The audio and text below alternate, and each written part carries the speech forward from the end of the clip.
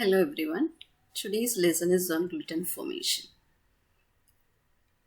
Gluten is a protein present in wheat.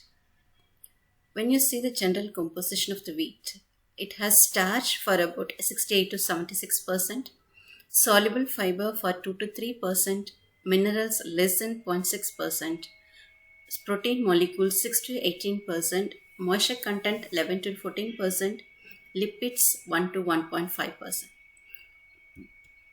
When you see the wheat flour protein, it has two types.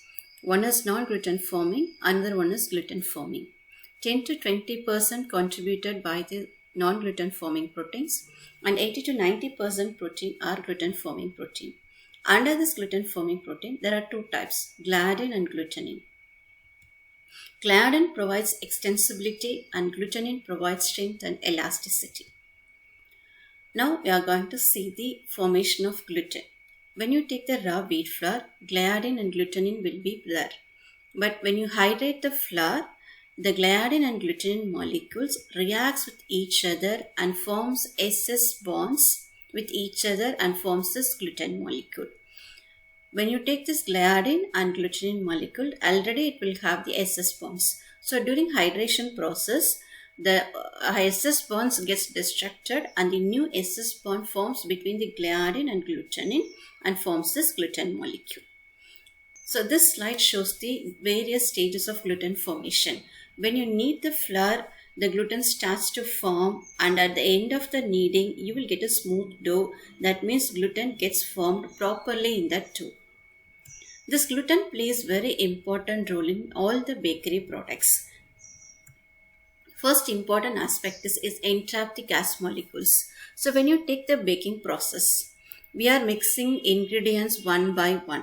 Each ingredient plays very important role in the quality of the bakery product and each mixing process also plays very important role in the volume and texture of the bakery products. Here, while mixing the flour, while beating the egg, while creaming the butter, we are incorporating air molecules inside the dough.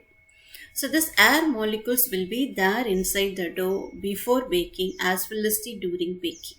This gluten molecule forms a layer around the gas molecules. So it is during baking when the gas molecules increases in size, the gluten molecule will hold the air molecules inside the air cells and it increases the gas retention of the doughs.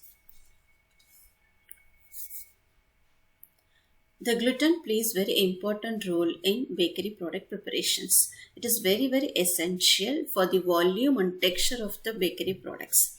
It entraps the gas molecules inside the dough. While mixing the flour and egg and while cleaning the fat, we are incorporating air cells inside the dough. And this gluten forms a layer around the gas molecules. So while baking, even due to various reactions inside the dough, the carbon dioxide and the air molecules gets released and it increases the size of the air cells. So the gluten forms a rich layer around the gas cells and it retains the gas inside the dough itself. If the gluten layer is very thin, the quality is very low, the gas molecules layers gets bursted and the gas gets released from the dough and it will not produce a good volume of a bakery product. The gluten undergoes denaturation process and it forms a rigid layer around the gas cells.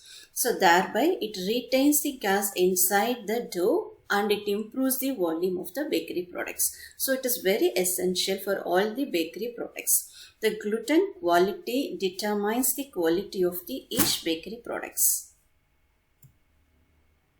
Certain factors affect this gluten formation. The first one is variety of wheat.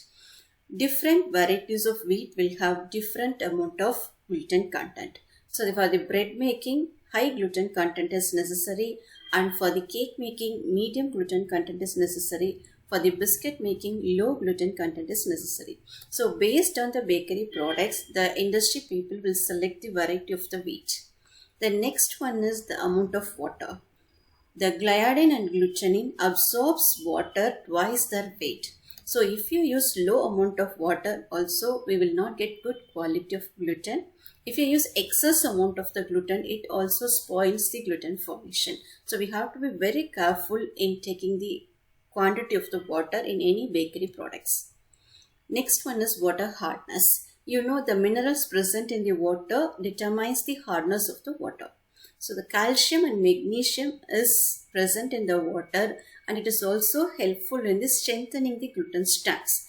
But if it is more than a certain amount, it spoils the gluten formation.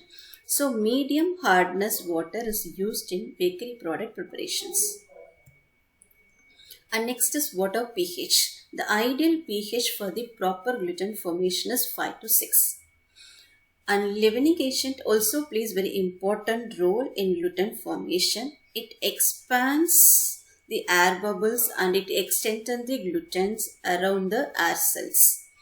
And enzymes are very important in gluten formation.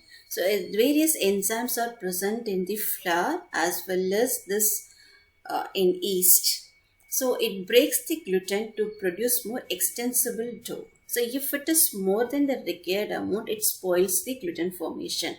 If it is lower than the required amount, it will not create a good extensible gluten in the dough. So it spoils the volume and texture of the bakery products.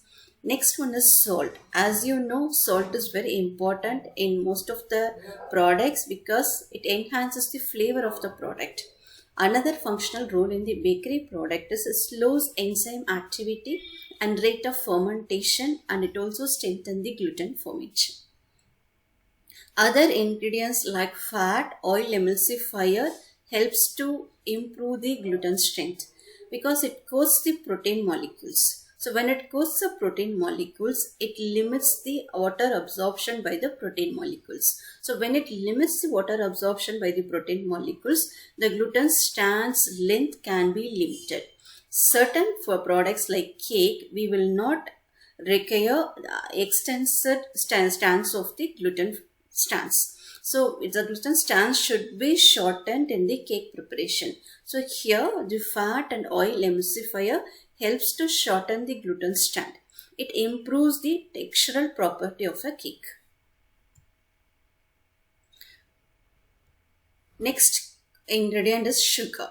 So generally sugar is water loving molecule. It reacts with the water.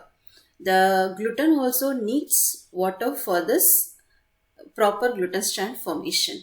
So when you use sugar, it competes with water for the protein molecules. So here it limits the gluten formation by competing with water.